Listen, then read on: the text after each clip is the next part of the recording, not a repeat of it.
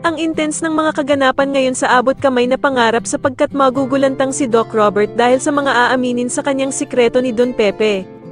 Dito nga ay napakadiskarte talaga ni Don Pepe at makakagawa nga ito ng paraan para matawagan si Doc Robert at masabi nito sa kanya ang mga narinig niyang revelasyon kay Moira at Doc Carlos.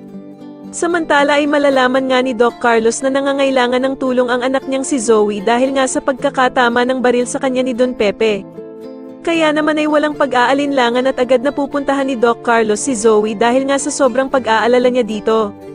At dito nga ay agad na sasalubungin si Doc Carlos ng mga tauhan ni Moira at dadalhin siya kung saan naroon si Zoe. Nang makita naman ni Doc Carlos ang anak niyang si Zoe, ay agad niya itong tutulungan at lalagyan ito ng first aid kung saan tinamaan si Zoe ng bala. Samantala ay aabutan naman ng bruhang si Moira si Doc Carlos sa hideout nito kaya naman ay galit na galit nga itong si Moira kung paano daw nalaman ni Doc Carlos ang kinaroroonan nila. Matapos namang pagalingin ni Doc Carlos itong si Zoe, ay pagsasabihan niya pa ito ng mga masasakit na salita at sasabihin niyang hindi perkit na gamot ni Doc Carlos ang anak nilang si Zoe ay ibig sabihin na dakilang ama na ito. Ngunit mapupuno naman ng galit si Doc Carlos dahil sa mga sinabi ni Moira sa kanya at dito nga ay masasampal niya ito ng sobrang lakas. Kaya naman ay agad na aawatin ni Zoe ang nanay at tatay niya at dito nga ay pipigilan niya si Doc Carlos dahil nga sa ginawa nitong pagsampal sa ina niyang si Moira. Pero pagsasabihan naman ni Doc Carlos si Zoe na dapat nga daw ay hindi niya kinakampihan ang bruhang si Moira dahil sa isa daw itong kriminal. Mapipiko naman si Moira at dito nga ay tututukan niya ng baril si Doc Carlos.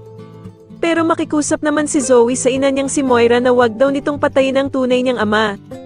At dito nga ay ipapamukha ni Moira kay Zoe na si Robert lamang nga daw ang tatay nito.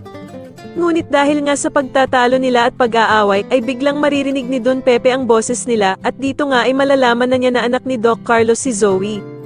Sa kabilang banda naman ay tatanungin naman ni Annalyn si Giselle tungkol sa anak nito at kung sino nga ba daw ang totoong ama nito. Sa tingin niyo magawa pa kayang makatakas ni Don Pepe sa mga kamay ng tauhan ni Moira? Mas lalo na nga talagang nagiging exciting ang mga susunod na kaganapan kaya naman ay mas lalo pa nating abangan ang mas lalong gumigandang abot kamay na pangarap. Maraming salamat po sa inyong panonood at sana po ay ma-subscribe niyo ako. Maraming salamat po.